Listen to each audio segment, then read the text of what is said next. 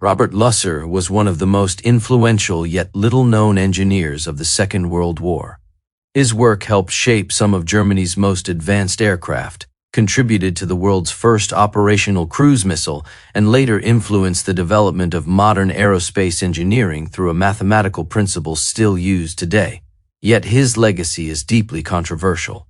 The same engineering brilliance that advanced aviation also helped create weapons responsible for thousands of civilian deaths.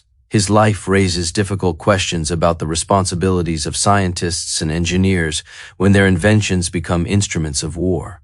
Born on April 19, 1899 in Ulm, Germany, Lusser grew up during an era when powered flight was transforming from an extraordinary novelty into a rapidly developing field of technology. Fascinated by engineering from an early age, he studied electrical engineering at Stuttgart Technical University, graduating in 1924. Germany's aviation industry was beginning to recover after the restrictions imposed by the Treaty of Versailles, and Lusser entered the profession at precisely the right moment. His career began with the Klemm Aircraft Company, where he quickly earned a reputation as a gifted designer with an eye for practical engineering solutions. By 1927, he had become the company's chief designer, an impressive achievement for someone still in his 20s. His ability to combine aerodynamic efficiency with reliable engineering attracted the attention of larger aircraft manufacturers, and before long he moved to Bayerische Flugzeugwerke, the company that would later become famous as Messerschmitt. During the 1930s, Germany secretly rebuilt its military aviation capability while simultaneously producing advanced civilian aircraft. Lusser became one of the engineers helping drive this rapid technological expansion. One of his most successful projects was the Messerschmitt Bf 108 Typhoon, a sleek all-metal touring aircraft that introduced a number of innovative design features. Although intended as a civilian aircraft, many of its engineering concepts would later be adapted for military use. The Typhoon demonstrated exceptional speed, handling, and reliability, establishing Lusser as one of Germany's leading aircraft designers. As his reputation grew, Lusser was appointed head of Messerschmitt's design bureau, where he led development work on the Messerschmitt Bf 110 heavy fighter. Designed as a long-range, twin-engine aircraft capable of escorting bombers deep into enemy territory, the Bf 110 reflected Germany's belief that heavily armed fighters could dominate the skies. Although the aircraft initially performed well during the early stages of the war, it later struggled against faster and more agile single-engine fighters during the Battle of Britain. Nevertheless, the aircraft remained in service throughout the conflict in a variety of roles, particularly as an effective night fighter. In 1938, Lusser left Messerschmitt and joined Heinkel, another of Germany's premier aircraft manufacturers. Here he found himself working on some of the most advanced aviation projects in the world. Among them was the Heinkel HE-176, the first aircraft ever powered solely by a liquid-fuel rocket engine.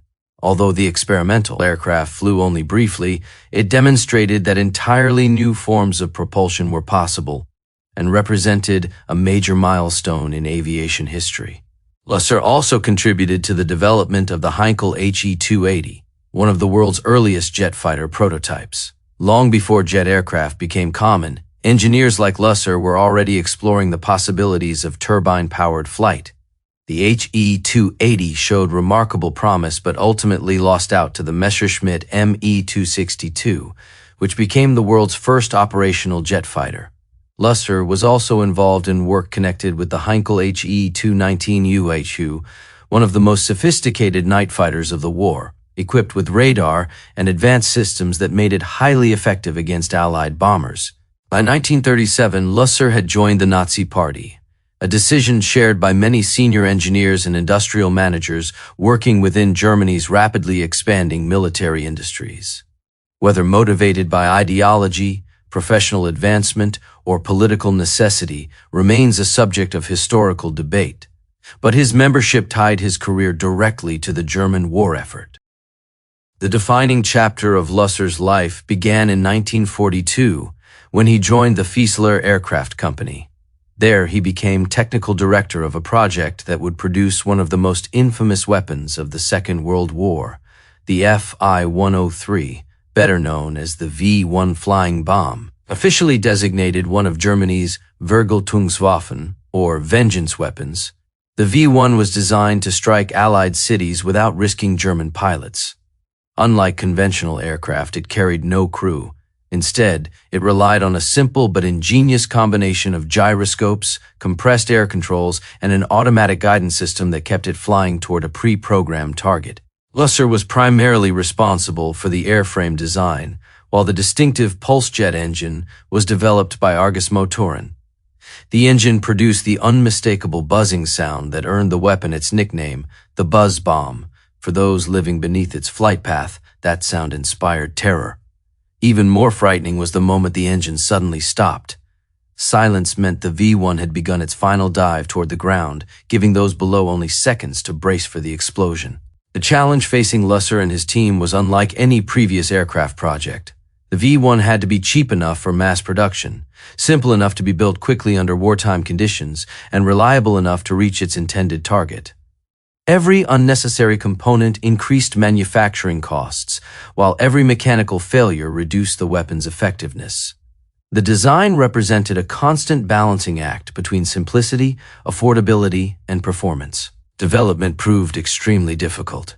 Early prototypes frequently crashed or malfunctioned because of unreliable components and inconsistent wartime manufacturing standards. Many never reached their intended destinations. Yet despite these setbacks, production continued at an astonishing pace. Beginning in June 1944, thousands of V-1 flying bombs were launched across the English Channel toward London. Others targeted Antwerp and several Allied cities after the liberation of Western Europe. While Allied fighter pilots and anti-aircraft crews eventually developed effective methods to intercept many of the missiles, thousands still reached their targets. Entire neighborhoods were destroyed, and tens of thousands of civilians were killed or injured. The V-1 became the world's first operational cruise missile, introducing a new form of warfare in which unmanned guided weapons could attack cities from hundreds of kilometers away. Ironically, the engineering problems encountered during development led Lusser to formulate what would become his most enduring scientific contribution. While analyzing why so many V-1s failed before reaching their targets, he recognized that the reliability of an entire machine depended on the reliability of every individual component within it. Even if each part performed exceptionally well, combining hundreds of components dramatically reduced the probability that the complete system would function perfectly. He expressed this idea mathematically by showing that the reliability of an entire system equals the product of the reliability of each individual component. Known today as Lusser's law, the principle demonstrated that as systems become more complex, their overall reliability naturally decreases unless every component is engineered to an exceptionally high standard.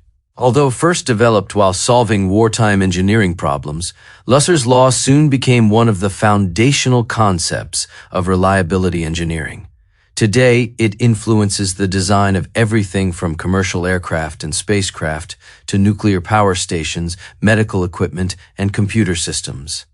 Engineers around the world continue to use the principle when evaluating the safety and dependability of highly complex machines. Following Germany's defeat in 1945, many of the country's leading scientists and engineers were recruited by the United States through Operation Paperclip. Rather than being prosecuted for their work, they were viewed as valuable assets during the emerging Cold War. Lusser was among those brought to America, where his expertise in guided missiles and systems engineering was considered too important to ignore. Working alongside Werner von Braun and other former German specialists, Lusser contributed to American missile development programs and continued refining his ideas on engineering reliability. His work helped shape the rapidly evolving fields of aerospace engineering and systems analysis during the 1950s, laying foundations that would eventually support both military missile technology and the American space program. Lusser returned to West Germany and resumed work with Messerschmitt, which had become part of Messerschmitt Bolkauf. Although much of his later career focused on aerospace engineering, He also turned his attention to a completely different challenge, improving skier safety. Applying the same engineering mindset that had guided his aircraft designs, Lusser developed innovative ski bindings incorporating Teflon anti-friction pads. These allowed ski boots to release more effectively during falls, significantly reducing leg injuries. He later founded the Lusser Binding Company to manufacture the design, demonstrating that the same problem-solving abilities used in military engineering could also improve everyday safety in civilian life. Robert Lusser died in Munich on January 19, 1969, at the age of 69, leaving behind a legacy that remains both remarkable and deeply controversial. His career spanned the evolution of aviation from early propeller aircraft to rockets, jet fighters, and guided missiles. He contributed to some of the most important aircraft developed by Nazi Germany, including the Bf-108, the Bf-110, the Heinkel HE-280, and the Heinkel HE-219, before helping create the V-1 flying bomb, a weapon that forever changed modern warfare. Yet, the mathematical principle he developed while solving the V-1's engineering problems outlived the weapon itself. Lusser's law became an essential tool for engineers designing machines where failure is simply not an option. Today, it helps keep aircraft in the sky, spacecraft functioning millions of kilometers from Earth, and countless critical systems operating safely around the world. His story has recently gained renewed attention through the podcast, The Man Who Calculated Death, created by his granddaughter, Suzanne Rico. The series explores not only Lusser's remarkable engineering achievements, but also the ethical questions surrounding his work on one of history's most infamous weapons. Through historical research and interviews with experts, it examines the complicated legacy of a man whose calculations helped shape both destruction and technological progress.